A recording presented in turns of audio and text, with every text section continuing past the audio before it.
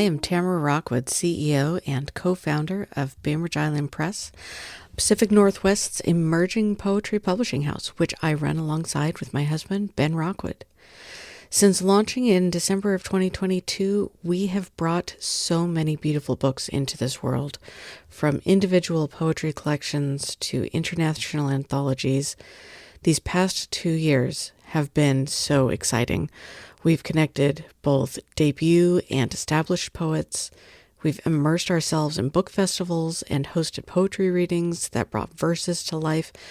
Most importantly, we have fulfilled our mission of putting poetry books into hands and poetry into hearts. This fall marks another exciting chapter, the launch of our podcast. POETICS by Bainbridge Island Press will bring you 10-minute episodes of pure poetry appreciation. And then starting on January 1st, we will be featuring our own poets every Wednesday with some surprising guest appearances in our Saturday episodes. So right now we are just collecting audio files and getting in touch with our poets and our exciting guests. But before we dive into our full programming for today, Saturday, November 9th, Ben and I want to spend these next 2 months exploring the fascinating world of poetry with you. We'll be examining what makes certain poems resonate, discussing the voices behind the verses, and contemplating poetry's relevance and its impact on today's world. We'll be asking questions like, what is poetry really saying? Why does it matter? Who are these voices that speak to us through verse? Are they relevant? Are they important? And how are they different from prose? How are they speaking in a way that can reach us with a different toolbox? I cannot express how thrilled I am to launch our debut Poetics podcast. This is our 3rd episode. It is truly a privilege to create this space where poets and poetry enthusiasts can come together and celebrate and explore the power of verse. So thank you. Okay, so our guest speaker today is Ben Rockwood. He's taking care of Saturdays for November and December of 2024. And he will be reading a poem and then providing the commentary. So with no further ado, here is Ben Rockwood. A selection of readings from N.H. Pritchard. His book, The Matrix, Poems 1960 to 1970. Cassandra and friend. Pausing at the edge of the wood, they turned to see a huge. Entering from beneath a stone, it wasn't one of their own, for it had never grown. Unlikely as it seemed, their stares were not demeaning, because it was a fact. It never left a track. Evening. Alone the dusk drew might, brightly waning, slightly less meager growing, only knowing. The way. Bestirred though they were, there was little that could be done. One could continue to run, but the sun cannot be caught by running, and the one cannot be sought by shunning. Camp. Apples shared, ravens in lakes, ends of bells melted, shells and bees, trees, wisps of craggy heights, a rodent and a pike, tan kites or a fox, harried sand within a box. Once. Once was not enough, though once be all there is, yet will is a stratum so fit that what may finish isn't end. Doom!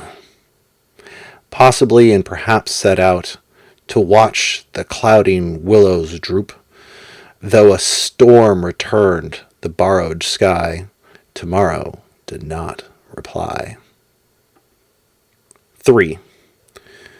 Shadows stalk across the brook in the dusk, away from the loud three bound about the glen. They were never seen again. The cloak. Afar though near the silent waxes, surely waning, purely gaining, untamed and brief, endless at least, though regal, dim were the honored alms, and the lost cloaks watched their shriveled gains, and by the cloak the will is maimed. Today's selection was a really interesting book that is not really a great one or particularly well suited for being read aloud, particularly on a podcast like this. So I apologize if the reading of the poems felt a little odd. But I've fallen in love with N.H. Pritchard for a couple of reasons that we'll go into. First, a little story. So I had never heard of N.H. Pritchard, but there are a lot of poets in the world, and so it's not hard for some eclectic poets to go sort of under the radar. My family and I were doing a trip in the New England, and we were at one of my favorite places in the world, which is the MIT bookstore. Fantastic place for MIT Press and all manner of other fantastic books. And as I was looking about, enamored with all the great titles that were there, there was a strange-looking man in a suit and tie with a fantastic mustache and just peering eyes from the cover of this book, peering at me from across the bookstore, actually. And I just was enamored with this image on the cover and went over, and it was this poetry book called The Matrix. Poems by N.H. Pritchard. And, the cover image is just haunting. I mean, it's a good looking man. Just a really literary sort of face. And I was surprised that it was a poetry book and not something else. And as I looked through it, I really was just blown away. I am not as educated as Tamara, and so, I'll have to defer to her for some of the terminology here. But you may have at some point come across poetry that really focused on using the page. So, words in different sort of configurations, right? Now, a number of the poems that I read, a lot of them are sort of written very specifically with word breaks sort of there, where it's just sort of a collection of sort of words that come together.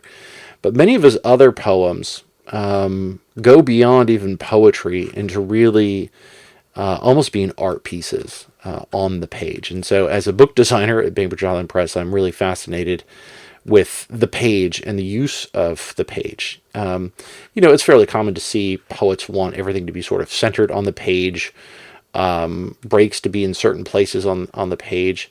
Once in a while, we'll see shapes. We've got a couple of poets who've liked to do sort of shapes where there's a sort of, pyramid sort of shape as the lines get longer, line by line by line. In page 61 of this book, there was a poem called Sail. And it's a good poem, but what's interesting is the shape of the lines combined with a repeating O character for about 10, 12 lines, creates the sort of silhouette of a sail on the page, which is really pretty neat. But some of his stuff gets really, really wild. He has certain pages where it's just, one word repeated over and over and over and over at the bottom of the page. Then you flip to the next page and it's a different word, but it's, spread out over a single page. Some pages where it's the same word repeated from top to bottom. And then, the other page is inverted upside down. Just some really fascinating things that really just don't translate well to audio. But I wanted to use this forum as a way to sort of make you aware of him. So if you're, a graphically inclined poet or lover of poetry, and you're really interested in where can I see a place where poetry and graphic art and structure really sort of come together, he's the place to be. One of the early pages in the book actually says this: words are ancillary to content. And he's certainly put that into practice. It's a book that needs to be seen, to be appreciated. I really would encourage you to go and pick up this book, go and look it out. I'm sure you can find it a couple of places. Of course, we would prefer that you go to your favorite independent bookstore and ask for it there and special order it. But really should be on everyone's shelf. Incredible work of art. Hard to sum up, but one that I think will leave an indelible mark, and certainly speaks to a really interesting sort of time in the growth of art, of several different art forms coming together in the 1960s. So, N.H. Pritchard, The Matrix, Poems, 1960 to 1970. I highly recommend that you check it out. You'll be glad that you did. That is all for today, poetry friends. If you've enjoyed diving into the world of verse with us, please join us next time. We've got more poets to meet, more poems to explore, and more literary adventures to share. Until then, keep reading, keep writing, and keep poetry close to your heart. Thank you for joining Poetics Podcast, where we bring poetry to life, one verse at a time.